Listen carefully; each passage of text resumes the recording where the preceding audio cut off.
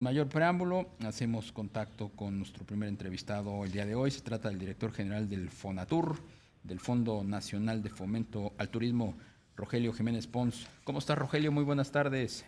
Muy buenas tardes, Leyo, buenas tardes, don Cayo Varela, a Sí, sus órdenes.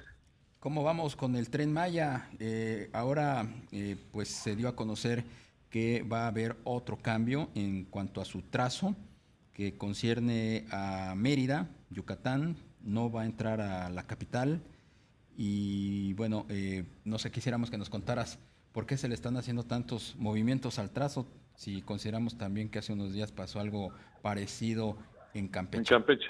Sí. Sí, mira, de hecho, ya estas decisiones ya tienen varios meses, obviamente no se dan a conocer porque tienen muchas implicaciones técnicas, pero dos suceden sobre las mismas circunstancias.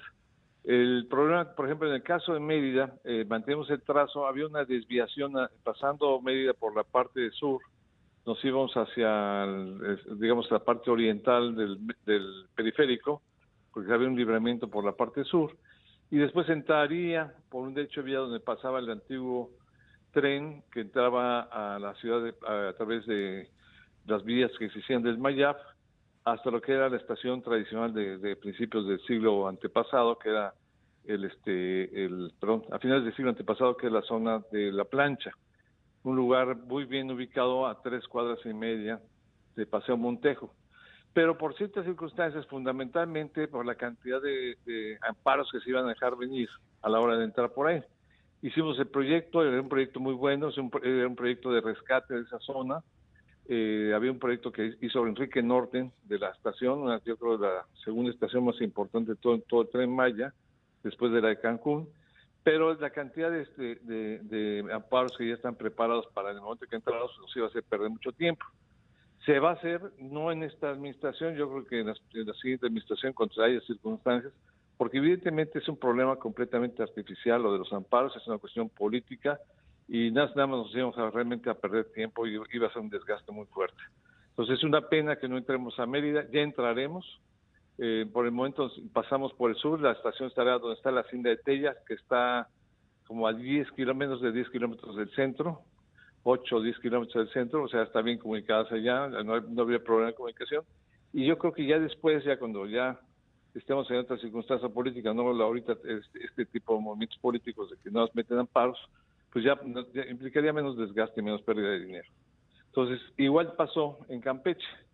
En Campeche hubo una serie de amparos de un grupo muy pequeño, ahí se iban a beneficiar a más de 300 familias, reubicándolas, ya se tienen los terrenos, ya se tienen inclusive casas, modelos de casas, de edificios y todo, y por menos de 20 gentes, más de 300 personas que se quedaron sin su propiedad y sin una nueva posibilidad de casa. En fin, son cosas de la política, pero pues ni modo, así es esto y tenemos que ser prácticos. Es una pena en ambos casos, pero yo creo que ya habrá con mejores condiciones posteriormente y sobre todo responderle así a algunos políticos que me decían, oye, vamos a perder mucho en nuestra ciudad, pues sí, pero ustedes también ayúdennos a contrarrestar estas manifestaciones. Inclusive nosotros la llevamos muy bien con los gobiernos panistas, porque ahí está el gobierno municipal de Mérida y el gobierno estatal de Yucatán, son panistas con quien tenemos un excelente diálogo, pero ellos mismos se sorprenden, ¿no?, de que haya tanta, son movimientos muy radicales estos. por En supuesto, fin. tocayo. Como tú mencionas, la política de alguna manera pues ha acompañado este tema del Tren Maya. Con estos ajustes que anunciaron o que ya se hacen públicos, mejor dicho, la idea es que se termine la obra en el tiempo programado. Así es, no desgastamos ahorita, terminar ya con mejores condiciones, regresamos y ya traemos esas vías que son fundamentales. La conexión Mérida-Cancún es vital para el proyecto.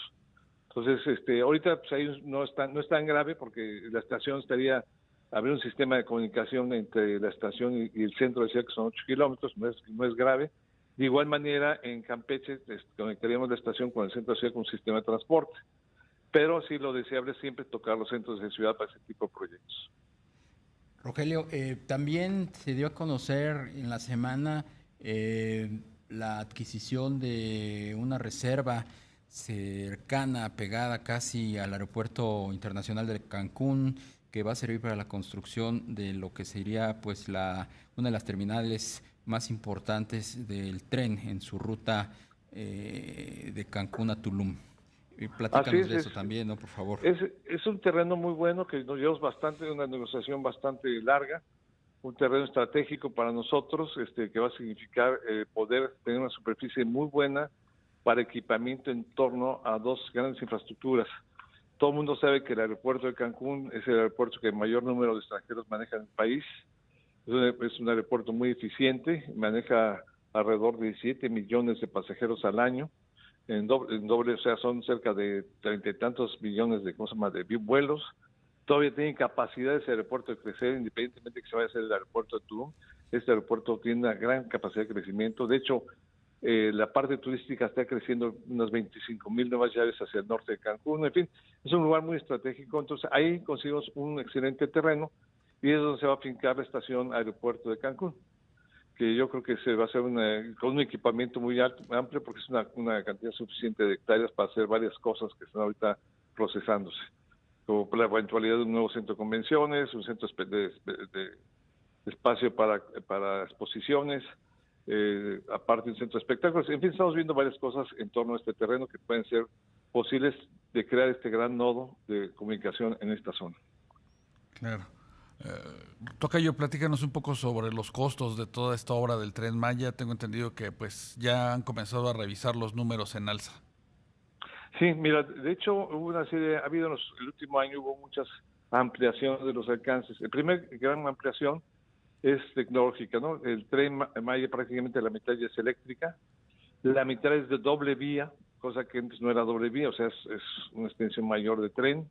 Hay un tramo muy importante que es por arriba como viaducto, imagínense que es como si fuesen de México a Cuernavaca por el segundo piso, que es el que va de Cancún a Tulum, que es muy importante, perdón, a Playa del Carmen, a Tulum se hace, pero no en doble piso, no es un pedacito, y son inversiones adicionales importantes. La tecnología, este tipo de trenes, es un tren también mucho más eficiente, más rápido.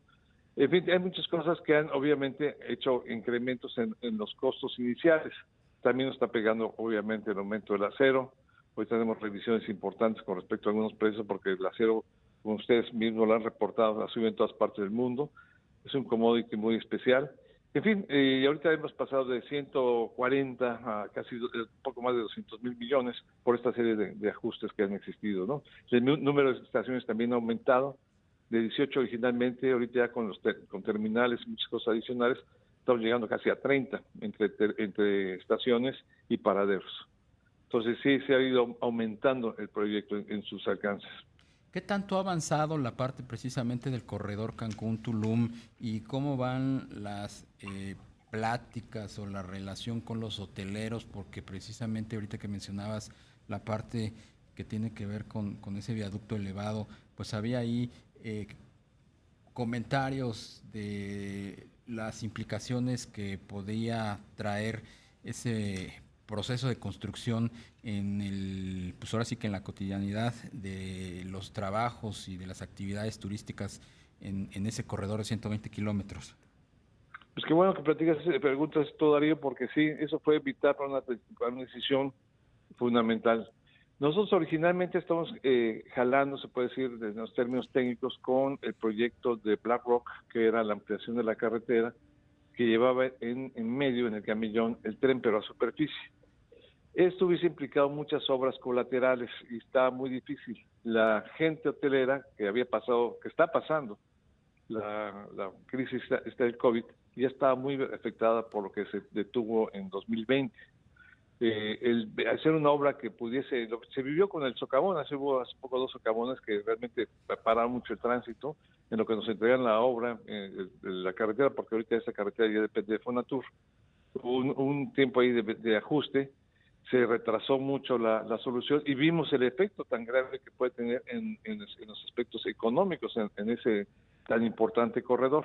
En consecuencia de esto, una decisión puede ser elevado. Esto permite permeabilidad por la parte de abajo de este corredor. Pero la construcción en sí tiene la necesidad de crear una vía alterna, que será por donde vienen los cables de alta tensión que corren paralelos a la carretera. Cabe decir, nosotros no estamos comprando ese derecho de vía porque no todo el mundo quiere vender. estamos utilizando una servidumbre de paso provisionalmente, son los acuerdos con algunos propietarios, nada más lo vamos a hacer durante lo que dura la obra, que son exactamente 24 meses. Y durante esos 24 meses necesitamos vías alternas que alivien lo que va a ser un problema, que no va a dejar de haber molestias. Y queremos que sean lo mínimo posible, pero indudablemente una obra de esta magnitud lleva molestias. Entonces, es un tema delicado, muchos hoteleros, ahí sí, de veras, honestamente están preocupados y tienen toda la razón para estarlo, y nosotros estamos también preocupados en el sentido de buscar la menos efecto, que busquemos que sean las menores molestias a todo el mundo. Estamos buscando todavía aumentando algunos derechos vía provisionales para poder tener vías alternativas que ya se vienen construyendo. Hace rato platicaba con uno de los del grupo de Fibra 1, que tiene muchos terrenos que ya están autorizados pasar por ciertos terrenos para poder librar las obras de la carretera y tener una vía alterna en sus territorios. Bien. Entonces, en eso estamos. Pues qué buena noticia, qué bien escuchar pues esto que se está tratando de mitigar, porque sí tiene un impacto muy significativo en una actividad económica tan importante como esa. Muchísimas gracias, Rogelio Jiménez, por permitirnos platicar contigo. Rogelio Jiménez Pons, director general del Fonatur. Gracias, Darío. Saludos, tocayo. Saludos.